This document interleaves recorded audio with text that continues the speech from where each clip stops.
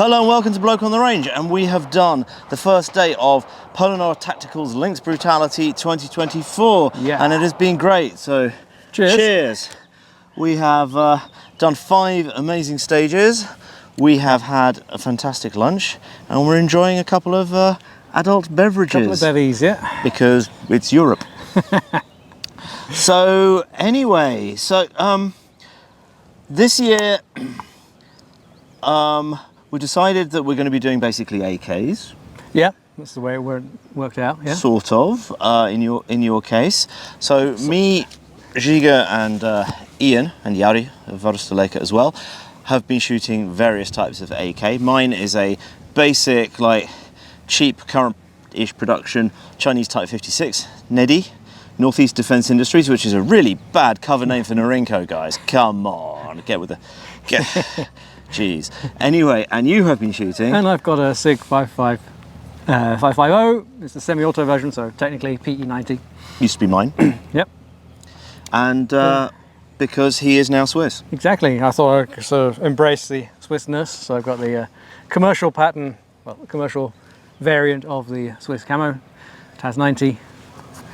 Otherwise, there's all sorts of problems about using actual Swiss uniform outside of Switzerland without there's actually laws on that. Exactly. It's kind of so odd. You can't go shave too close to the law.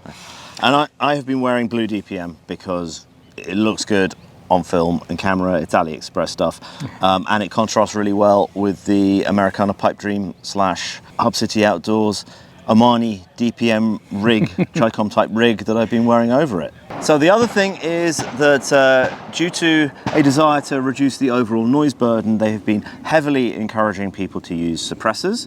You brought...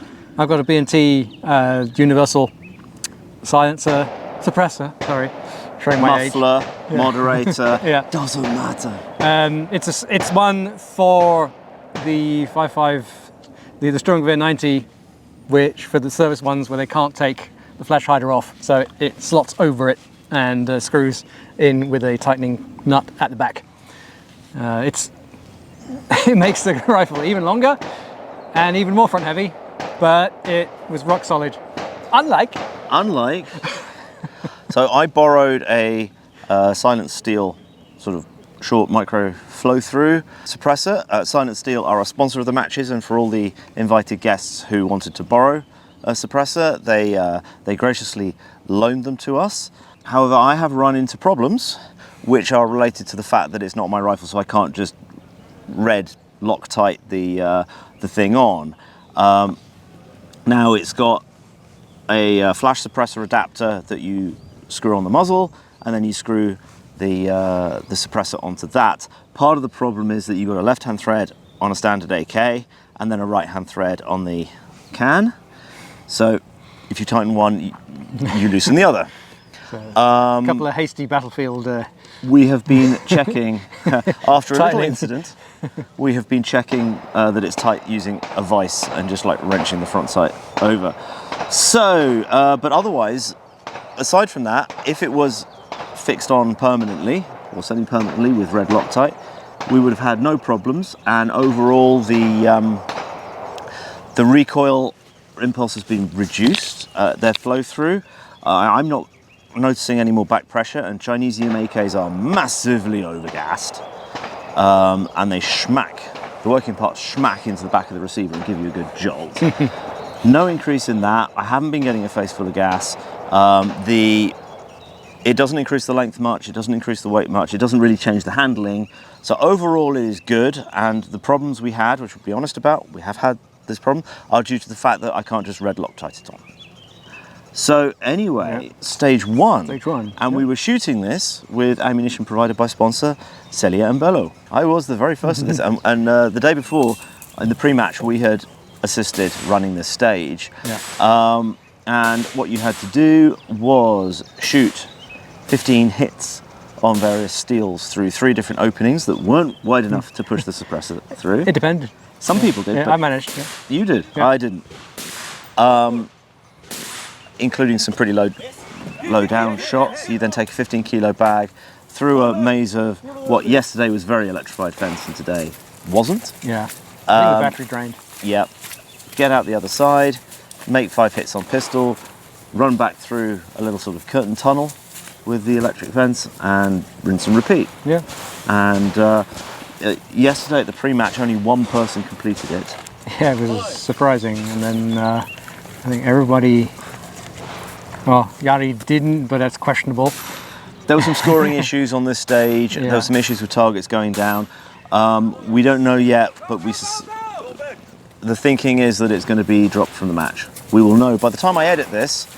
I will know whether this was dropped from the match or not. Yeah, we had issues with target breaking, and sometimes they would call misses, and sometimes they wouldn't. And sometimes they would call a hit, and sometimes they wouldn't. It was inconsistent. It was Yeah. very inconsistent. And the target presentation was very inconsistent because it started out with 5 individual targets and ended up with 2 targets with holes in the middle. Yeah, in fact, you eventually had to just have enough confidence to say, I've done 5 shots, the ref hasn't said anything, I'm moving on. Yeah, that's not. Which is, yeah. Cool stage idea, unfortunately. I mean, if they had, well, I mean, the poppers were very tired yesterday. And yeah, they just, attrition reduced them as the day went by, and today they just make do. Yeah. Okay, so Stage went actually, I mean, how did it go for you? it actually went all right, aside from the inconsistent RO calls. Yeah, But otherwise it went okay. me too, it was fine. Oddly, it was the best pistol shooting I did, despite being shocked a couple of times and being sideways. I got them, a couple of ones I missed, but then once they called out which ones they were, I got them no problem. Yeah. Okay. Stage 2 was an interesting variation on a Casada drill. Yeah, that was clever. I like that a lot. I mean, I always like the Casada drill anyway, because I'm a masochist. So these are the kettlebell stages where you got to Yeah. throw a kettlebell and move to it. Yeah. So, do you want to explain what was going on in this one? So in this one, it was a sort of lateral to the target. Target was about 100, 130, 140 yeah, meters. just a steel plate. And there were 3 lines you had to cross. The most important ones were the end ones. And you had a 36 kilo. It was a big one. Yeah, it was Giga's favourite kettlebell. Yeah, so 36 kilo kettlebell chained to about a 20 or 20. I think it was about 16. It Really? was a fairly light one. Yeah. Okay. Anyway, massively different. So you started with a shot to the target. You couldn't go prone. You couldn't go. You could. No, you can see it prone. You couldn't see it Yeah, I didn't prone. try it, but yeah, okay. You couldn't I see it I prone. could see it. Yeah. So you're basically shooting standing, Yeah. kneeling, Standing. squatting. Yeah. The position was free. Once you got that hit, you throw the big kettlebell first, as far as you can. Follow up with the lighter one, and then you pick up your rifle and you shoot from where the red one, so the heavy one, landed. And for those who couldn't throw them or didn't want to throw them, you could run them to the length of the chain, run back, run the other one to the length of the Yeah. chain, which would have been much, much slower. Yes, but for people who don't have the strength, it's an option. Yeah. So, and it's 3 minutes, and you lose complete sense of time. So you don't know how many hits you get, and but it was interesting because you put so much effort into the heavy one, and then the light one just it springs out of your hand almost. And But some you- people were yeah. throwing the heavy one hard enough that it was dragging the light Yeah. one a little. And the other way as well, if you put enough force in. But Yeah. yeah, of course you could only get so far because the chain would call it back. Yeah. So that was a very cool variation. was I think good. Ian put it as, we heard you liked the kettlebell so much, we chained another kettlebell to your Exactly. kettlebell. Yeah. So yeah, scoring. I mean, that one is you just go until Yeah. you hear the beep, and the targets were good. They worked, Yep. and So what I found was I tried to go prone. I was like, can't see it, so I knelt. And then I mixed it up a bit, kneeling and standing. And then after a certain point, I couldn't hold it well enough standing. And generally kneeling sucks, but sometimes just having your elbow on something when you knee. I did it all kneeling and Helps. did it. I think I got 1 miss. I got more than that. But then Yeah. you have a rather better rifle than me. Yeah, And rather better optic. What optic have you got? it's just an 8-point Pro. Is it just Box a red standard. dot? Or Yeah, just a red dot. No magnification. Nope. Oh, okay. All right. Yeah. So similar. I have a Holosun 503 because boring. Yeah. No, that was cool. Kind of got Yeah. in the zone with that. And did all right. it just drains you Yep. really quickly. Yep. And it's this classic one where you start paying attention to the target and giving the target the respect it deserves. And as you go along, you start underestimating it, you stop giving it the respect it deserves, and then you start missing. Plus you're getting tired. Yeah. So that's kind of how that went. Yeah. Stage 3. Stage 3. That one was one for the proper gamer. This is guys. a good one. This is a For good you. one. So we started up on the 3-meter platform of the tower here, and you fast rope down with your rifle on your back and your pistol. You run in, and then you had 3 10-round magazines on you, loaded the rifle, 10 rounds prone, 10 rounds kneeling, 10 rounds standing. Advancing towards a micro, like teeny little IPSC target, which I underestimated, and also my suppressor unscrewed after a few shots, and I was getting baffle strikes, or just strikes at the muzzle ring, and I think... And what else did you get? Oh, what also happened was that when I went to load the first magazine, a round jumped out the top. So then I had to remedy this after firing 9 shots, and I just made a complete pig's ass of it. Took a lot of time, but then finished that, and I got the mag jammed in. AKs, the mag positioning on the AK, you can jam the magazine in the mag well. It's not like an AR where you can jam it in but not enough and it falls out. But an AK, you can get it stuck fairly substantially in the mag well if you don't get the angle right. There's a real knack to positioning. So anyway, that you then leave the rifle, you would run 2 stories up the tower and ring a bell, run back down a floor, unless you're Ian when you run all the way down, and then have to go back. And then fast rope down from there, and then you draw your pistol, and there were 28 plates on 2 Polish plate racks and 2 Texas Stars. And I did it in the time, and I had 4 misses on the paper, unfortunately, which were probably partly my fault because I wasn't giving it enough respect. Yeah, I did the same. And partly, I think the strikes in the suppressor were not helping me either. Yeah, I got a couple of misses on the paper. The going prone at such short range got me first one. Like, I had to do it, but it was just, whoa, this is unnatural. So here's a philosophical thing for you that this brings up. Why does it bother you? Why did it click something in your head? It was a case of I could do the standing, despite, instead of just going, this is the stage, do it. Yeah. Brain just going, why are you doing this? So I used to have, let's have a little tangent here, a little shooting psychology, competition psychology tangent. When I used to shoot IPSC in the Netherlands, I used to have an absolute paranoia about modular bullet traps. So you've got targets, they're usually very, very close up. You've got targets on these bullet traps and a full diameter hit inside a piece of duct tape put around it would be a DQ. And I was really super worried about that. And Saul Kirsch was at one match, and I said, I have a real mental hang-up about these. They really worry me. And he said, why? So, because I'm worried about a DQ. And he said, but do you have a problem hitting that? No. So what to worry about? Yeah. And it was just like, it just clicked in my head then. It's just like, it's a target, I shoot it. Yeah. End of story. It was just that one. Once it was kneeling and standing, it was fine. It was just that one, I had a minute, well not a minute, but a couple of seconds of, why am I doing this? And yeah, not giving enough respect, as you say. Because again, you think, oh, well, it's really close. I'm just gonna... And it's, I mean, I kind of treated it as I would have treated it with an AR. Particularly like what would Sona do with a match trigger in it. And it's like stuff that you get away with the better rifles, you can have your lunch eaten on it by a worse rifle. And it's AK, the trigger on my AK is okay, but it's long, it's a sort of rollover trigger, there's no sharp break point, but you can't just get away with going tick, tick, tick, tick, tick, like you can with what would Sona do, or even a mil-spec AR. It's just...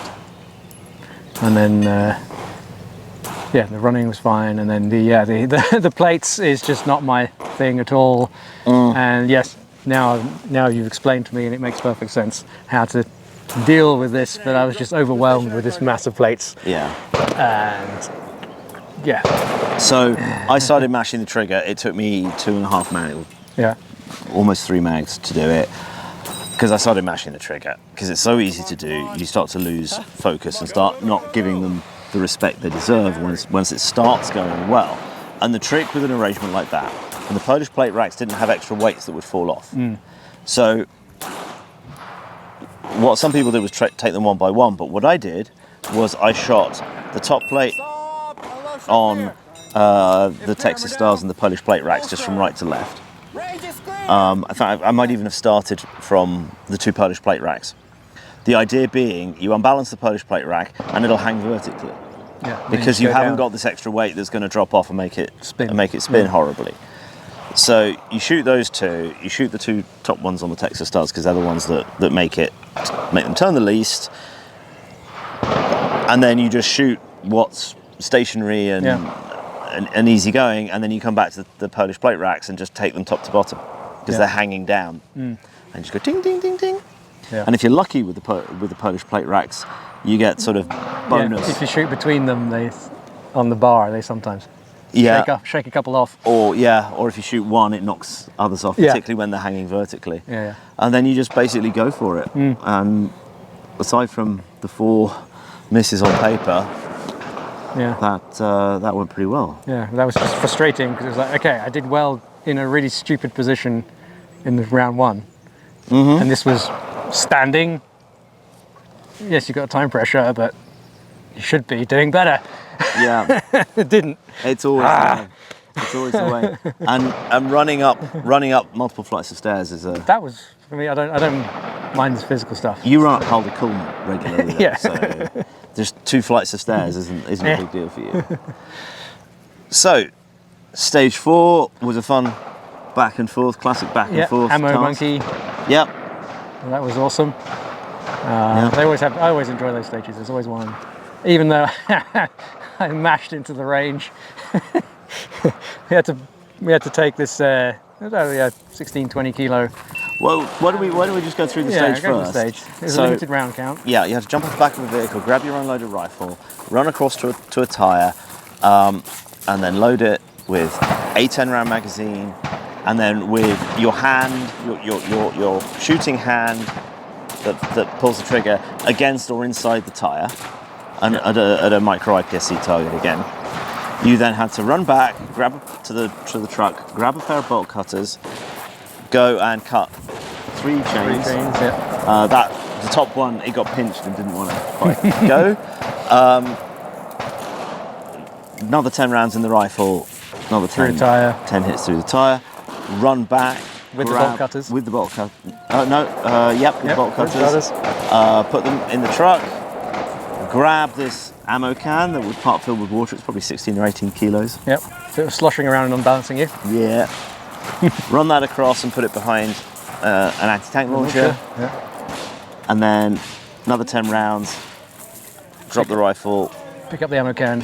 Take it back. And then the final shot of the stage was a full-size IPSC coffin steel up on the berm. And just to focus the mind. You lot. Yeah. Stgw had this great idea that he'd encourage people to only have 1 round in the magazine. Yeah. So it was me, Ian, Yari, Stgw, PSR, Calvin as well, I think. I think he got included by default. I don't think he knew about it. As in, you'd have 1 magazine with 1 round in it, and if you missed, you have to reload. Yeah. And I got it in 1. Yep. But that focused the mind. It was like no Glock trigger smash. Yeah. And that was. I don't mind. I didn't notice the gas when shooting in the open air, but having the ejection port in the tyre with the suppressor on, I was getting a lot of gas. A lot of back pressure. A lot of back pressure in there. It's functioning fine, but and also at one stage you had to roll the rifle over, put it on safe. And I think at that point it just happened that the inside rim of the tyre also rolled against my dot brightness adjustment knob, which is in the same axis. So when I came back, where's my dot? I had to rack it until I could see the dot again. Oops. And then yeah, taking the water fill thing completely unbalanced me, and I staggered on as much as I could until I crashed into the gravel. Oh, so no. it's not brutality until you bleed. Yeah. And carry on. But it was a really fun stage. Yeah, it was a very, very fun stage. And yeah, I took my time and the first shot missed, and then did a rapid second shot and hit. So Yeah. there it goes. That was a really simple, solid Stgw style brutality stage. It was really good. It was good. Yeah. So on to stage 5 now, and this was a good one because this rewards the technically good shooters because it was a strong hand, weak hand stage with movement, and it was 30 shots long, 2 15-round magazines. So you had a series of lights and a series of lats, and you had to start on the left, and everything left of the center lat was shot with the left hand, irrespective of whether it's your strong hand or your weak hand, but the left hand. Yep. And then everything to the right of it was shot with the right hand only, and then the center was shot with 2 hands. The center was actually free. If you wanted to single-handed, you could. But you'd be mad. Yeah. So it was a fixed sequence. Yeah. So it was even for right-handers and left-handers. And timing-wise, in 180-second par time, it's not nothing. Yep. But every miss is a 60-second penalty, so it pays. And we were watching some other people shoot, and they were just pulling their shot. I mean, Glock trigger smash, a lot of that. A lot of pulling them down, so the few hits they were getting were low on the target, and everything else I was did just... that. I did that at the beginning. And he's like, no! All right, okay. And this rewards people who don't just train two-handed. This rewards people who train strong hand, and it rewards people who train weak hand. And if you train weak hand a lot, you should be able to take the same point of aim that you do strong hand, but most people don't do that. But then you just got to know where you have to aim off. Most people have to aim like high and left a bit. So I was aiming high and left a bit. And the other worry is finding your dot if you're shooting a pistol with a dot on it. That was fun. You don't want to have to be Where is it? with the wrong hand trying That's why I put the big ring on it. So it's like, I can. It's really obvious. Centering quickly. So how did you do on that? I can't remember. I at the beginning, first couple of shots were good, and then I started pulling them down until the guy said, going low, and then corrected. But the last shot was 260 hundredths over. Oh no. But that's the way it is. So I got a couple of misses due to pulling them down. And I shot it clean in 150 odd, and that gave me the second highest score up to the point, up to our squad. Yep. So of the pre-match and the morning squads. So I'm happy with that, and that will hopefully have massively made up from those 5 penalties I had before. So we shall, so we shall see. Yeah. We shall see. So overall, this is again, as always, a fantastic match. It's a fantastic opportunity. Yep. Thank you so much to Poland Tactical for inviting us again. Thank you so much to all the sponsors, and the ones that are particularly involved with us are Silent Steel for loaning me the suppressor, and the ammunition, for the ammo. S&B, which is of course performing as you would expect. It's also good being able to zero on the same ammunition you know you're going to get in the match, which hasn't always been the case, because there was a Finnish brutality a few years ago where we got NATO ball. It was What? You got to zero? Sarko NATO ball and didn't get to zero it. I didn't get to zero. Not this time. No, because it was only people who got the suppressor. Oh well, I had to move 18 clicks. Yeah. Because Kalashnikov muzzle threads aren't exactly concentric. Good enough. But elevation was fine, but I had to move 18 clicks left to be. Stgw was like, on. people who have their own suppressors, you can do that at home, which is fair enough. Yeah. But getting normal commercial ammunition is a bonus, because we can zero at home on the exact same ammunition. Because I had trouble a couple of years ago at Finnish Brutality with NATO ball, with the NATO ball, which we can't get. We can't have NATO ball in Switzerland. It's nasty, horrible steel. It's got a steel core, so we can't have we can't have NATO ball, so didn't have an opportunity. And even if we could have had NATO ball, we'd never have got Sarko NATO ball, would No. we? No. So, yeah, absolutely awesome. Got some podcast interviews. The live stream has apparently been very, very good. There've been lots of cameras about. We've been told to watch our language behind the pine point. It is very weird having so many camera crew just floating around. You don't know if they're filming or taking pictures or... You just ignore them. Particularly on the stage. Once you're on the stage, they shouldn't exist. But when you're just out the back... Yeah. So my AliExpress camis have held up quite well. Yep. They're quite good value for what Good they stuff. are. This UF Pro stuff is really good. I'm really pleased with how it's holding up as well. Yeah. I shall go and thank them in a minute. Yep. So there's a trade show as well. It's all been very well organised by the Polinar crew. And so if you like this kind of thing, we also thank our Patreon and Player and app supporters who help to finance this kind of thing for us. Yep. If you'd like to keep supporting this kind of thing, please consider supporting us through one of the linked services in the description below. And see you again for day 2 tomorrow.